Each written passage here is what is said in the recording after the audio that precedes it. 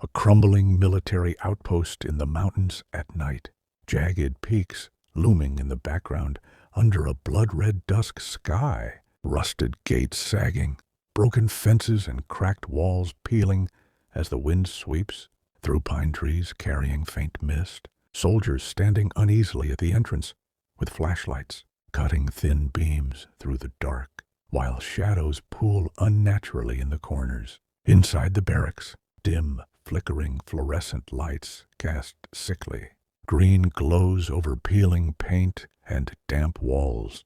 Soldiers sitting at metal bunks with exhaustion in their eyes, as one peers nervously at a radio, crackling with static on a rusted desk, while a chained dog snarls and refuses to face the eastern wall. In the pitch-black control room, the radio hisses louder, faint whispers shaping broken numbers through the static. A soldier leaning close with wide eyes reflected in the cracked glass of the radio dial. By dawn, one bunk is empty, boots still by the bed, rifle propped neatly nearby, the half-open door swinging on rusted hinges as footprints in the snow trail toward the misty tree line.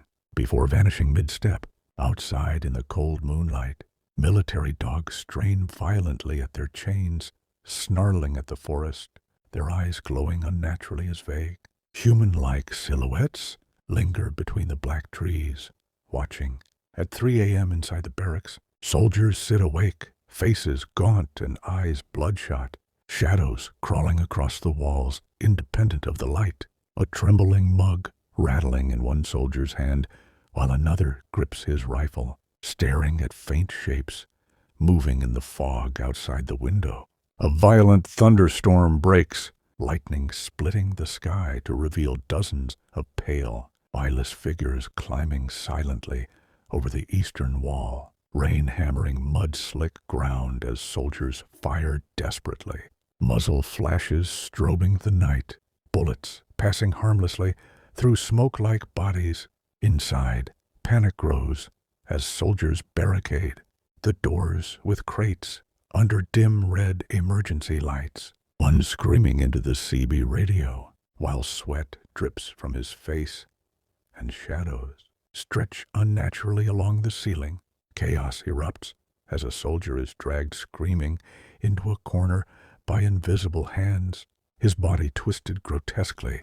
Another firing wildly into darkness as a massive shadow looms behind him, the emergency bulb flickering to reveal faceless figures, pressing closer with each flash. Outside, through the storm, a ghostly army marches in perfect rhythm, hundreds of featureless soldiers stomping in unison, yet making no sound, their forms half dissolved into fog as they circle the outpost endlessly.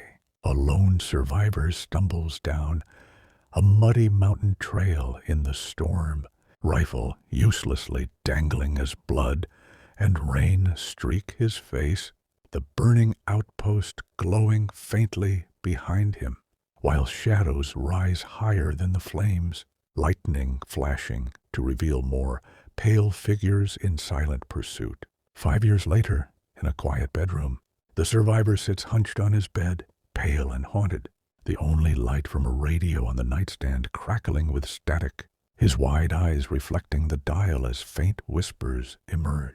Not numbers this time, but his own name. The room darkens unnaturally as the radio erupts in violent static, ghostly whispers flooding the space, while shadows on the wall take shape as his long-lost squad, eyeless and silent, with mouths wide open in eternal screams, his reflection in the radio glass no longer his own, but one of theirs.